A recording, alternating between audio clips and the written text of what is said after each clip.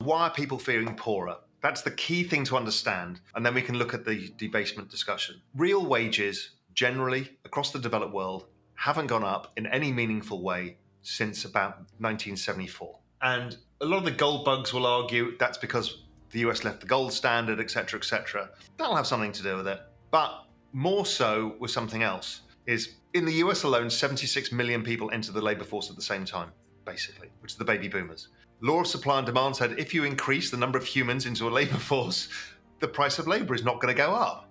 So guess what? Labor was stagnant. And then what happened is all of those people started buying stuff all at the same time. They all turned 30 at the same time, back in like 1980, and they bought everything, their first house, their first car, and that created the Great Inflation. So that's demographics all over again. But then over that period, their wages didn't go up, but some goods did. And the wages didn't go up by a second kick in the teeth. And that was in 1996 at 7, China entered the WTO agreement happened that put everybody in a level playing field. So now you're competing with not only with these other baby boomers, but you're competing with everybody around the world. And then against that was the rise of the computer and technology. So you're now competing with the robots and the software and the people in India and the people in China and the baby boomers. And then all these people had the stupid idea of having kids all at the same time, which are the millennials. And now, because of longevity of life and expanding, because of the retirement crisis, having to expand people's retirement age, you've now got the baby boomers, the millennials, the globalized workforce, the robots, and the artificial intelligence all in the labor force at the same time. This is bad. This is bad. So wages underperform most things over time. So kind of wages and CPI, wages have slightly outperformed. Some goods, anything technology driven, has collapsed in price. All things like clothing, all of that stuff collapsed in price. But fixed things, because all of the millennials went to school and university, cost of education went through the roof. Because the baby boomers got older, the price of healthcare went through the roof, right? Very quantifiable, understandable things that made people feel poorer because of actually demographics driving. It was not by some evil man twisting the dials. It was actually because of them themselves. They caused it. But there was another problem here, is that as people realized that they weren't getting wealthier and some of these fixed assets were going up over time, housing, equity markets, other savings vehicles, because these are basically future savings, right? Investing in properties is a future release of capital when you've retired, or you hand it over to your kids, or whatever you do with it, but it's a saving vehicle. And they were getting less access to savings vehicles. So what did they do over time as prices got more expensive and had to pay for this education, this healthcare, and all this other stuff, and this housing? They borrowed money.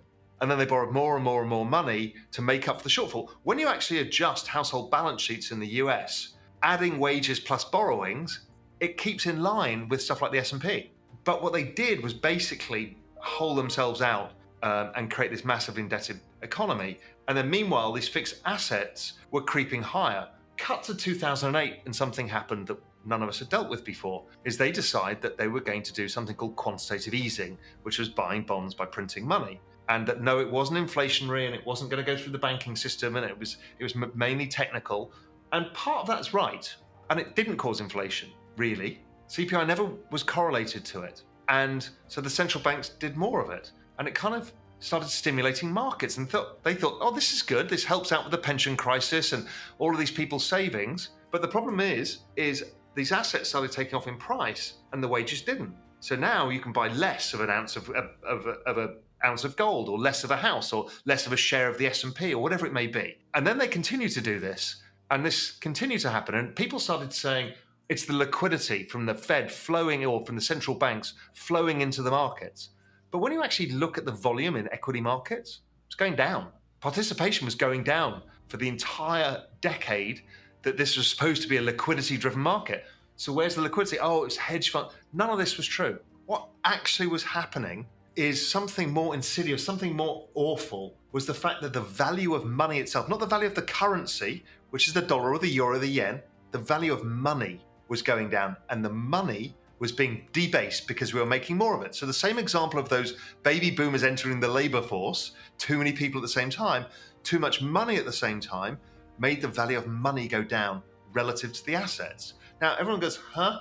But when you look at gold versus equities, That relationship's as old as both of those markets, goes back 100 odd years, and it's always been kind of in a range. Gold gets expensive, gold gets cheap, equities get expensive, equities. We're nowhere to suggest it's overvalued. And then you look at real estate against the same metric, or real estate versus equities, and they all look kind of about right. And then you go, well, everyone's calling this the everything bubble, but we're not seeing this record volumes. It's because they've lowered the value of the denominator. So this is, once you get your head around this, you understand that the central banks have been expanding their balance sheets by about 15% a year, and therefore we're all getting poorer by 15% a year, which is why we've got populism and we're so miserable, because wages are not going to close that gap. So even if wages go up 3% a year, you're 12% net worse off. And then you've got no interest rate in the bank. You can't put it in the bond market. You are screwed. So you just feel like, why can't I get anywhere? And this is why we can't get anywhere, because all the assets are going up in price and the things that are variable, like wages, don't go up. And that's where CPI comes in, because it's variable, because commodities you can make more of and fill supply. There's only some that have more fixed supply. So when we talk about the migration, just so everybody's clear, there is a separate system that's basically being built, particularly in the financial world, that's based around blockchain technology. And it's this digital asset revolution that is a whole new world that is slowly seeing the great and the good migrate, and the masses. It's a migration, which is great, because that stops the end game of a blow up. The less people you have on the sinking ship, the less people it hurts. Okay? And people are sensing that. The monetary debasement is one of the ways they get hurt. The pension crisis is another. So, I think that migration is not smooth. Anybody who's read The Fourth Turning understands these kind of societal transitions. And again, the fourth turning is demographics, to go yet back again to the mega theme, is the society is not ready for the rate of change that we're facing. And you can see it on Twitter, financial Twitter. There are people who just want the politics of nostalgia. I want to go back to gold. I want to go back to this. I want to go back to the 1950s. I want to go back. Get me to somewhere that I feel safe. And they fight the people who say, no, let's move forward because we can create something better. Everybody kind of fears change within this because we don't know what it is and it's changing so fast. So that societal discord is not going to change for a while. It's not going to magically wake up and everyone can say, you know what, let's embrace the future and technology, and this dystopian world is something that we should just go into. People just don't want to do it.